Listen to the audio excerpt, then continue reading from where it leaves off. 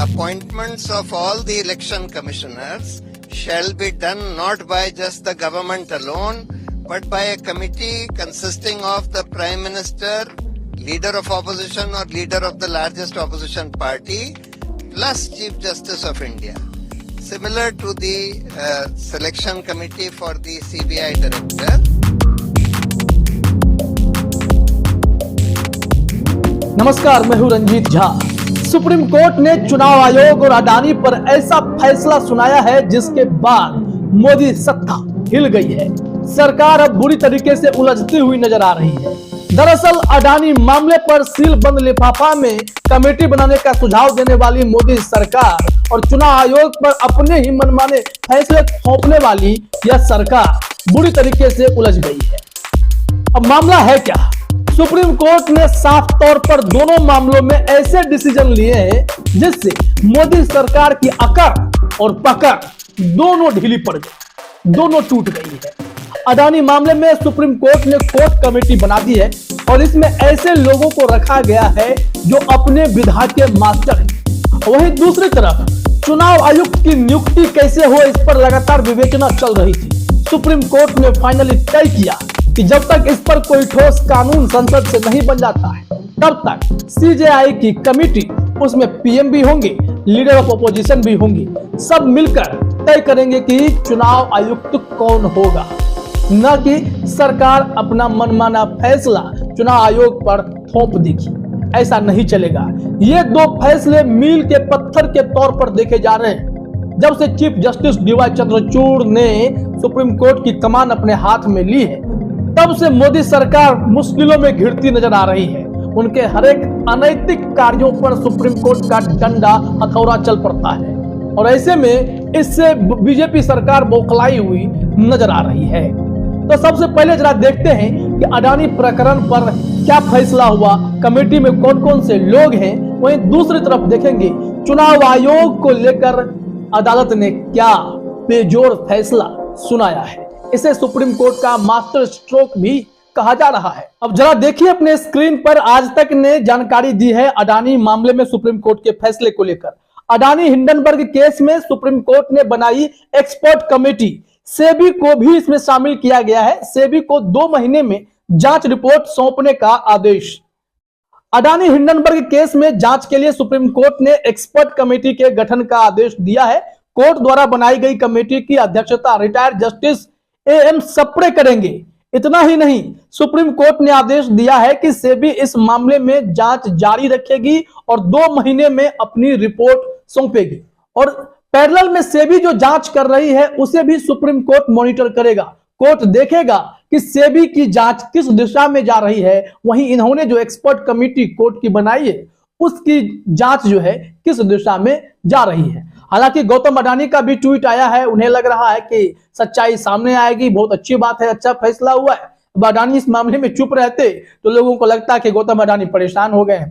खैर, इसमें कमेटी में कौन कौन से लोग हैं सप्रे के अलावा, वो भी जरा अपने स्क्रीन पर देखिए।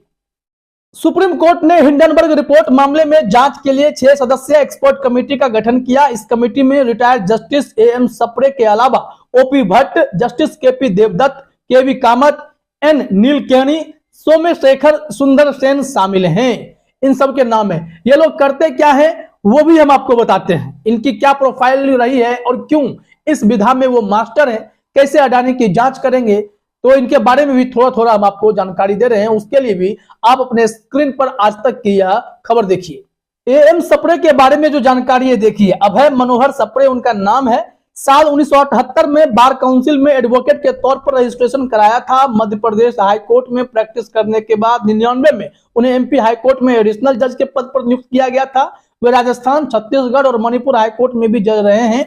2014 में उन्हें सुप्रीम कोर्ट का जज नियुक्त किया गया था और 2019 में वे रिटायर हो गए थे। अब आते हैं नंदन नीलाकेनी के बारे में। देश को आधार कार्ड, यूपीआई, फास्टैग, जीएसटी जैसी टेक्नोलॉजी देने में अहम भूमिका निभाने वाले इंफोसिस के को फाउंडर नंदन नीलेकणी को इस 6 सदस्यीय जांच टीम में शामिल किया गया है। अब बात आती है केवी कामत की। देश के मशहूर बैंकर केवी कामत को तो आप जानते ही होंगे। आईआईएम अहमदाबाद से पोस्ट ग्रेजुएट कामत ने 1971 में डेवलपमेंट फाइनेंस इंस्टीट्यूशन आईसीआईसीआई में अपना करियर शुरू किया था, फिर वे आईसीआईसीआई बैंक के एमडी सीईओ भी बने। वे national bank for financing infrastructure and development NABFID के अध्यक्ष भी रहे हैं। ये केबी कामत के बारे में है। अब आप देखिए ओपी भट्ट के बारे में क्या जानकारी है।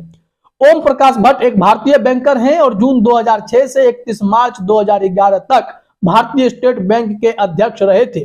फिलहाल वे oil and natural gas corporation limited, Tata steel और हिंदुस्तान यूनिवर लिमिटेड के बोर्ड में इंडिपेंडेंट डायरेक्टर के तौर पर शामिल हैं। इन्हें कई बड़ी जिम्मेदारी मिली हुई है। जस्टिस जेपी देवधर के बारे में जरा जान लीजिए। बॉम्बे यूनिवर्सिटी से लॉ में बैचलर और मास्टर डिग्री हासिल करने वाले रिटायर्ड जस्टिस जेपी देवधर ने 1977 में बॉम्बे हाई कोर्ट में प्रैक्टिस शुरू की थी। वह 1982 में यूनियन ऑफ इंडिया के वकील रहे हैं और 1985 से आयकर विभाग के वकील भी रहे। 12 अक्टूबर 2001 को उन्हें हाई कोर्ट में अतिरिक्त न्यायाधीश के रूप में पदोन्नत किया गया। तो सारे धाकड़ लोग हैं।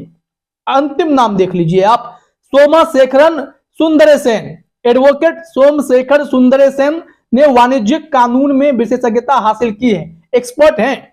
सुंदरसेन कमेटी के अन्य सदस्यों के साथ अडानी ग्रुप के शेयरों में तेजी से उठापटक से जुड़े विवादों की तह तक पहुंचेंगे। इसके अलावा शेयर मार्केट का रेगुलेटरी फ्रेमवर्क मजबूत करने के उपाय भी सुझाएंगे।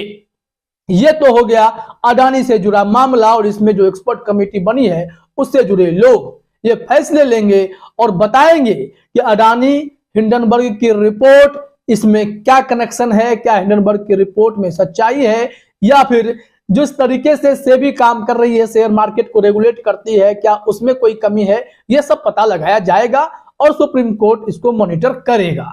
अब बात मोदी सरकार के एक और अकड़ की जिस पर वह किसी की सुनती नहीं थी।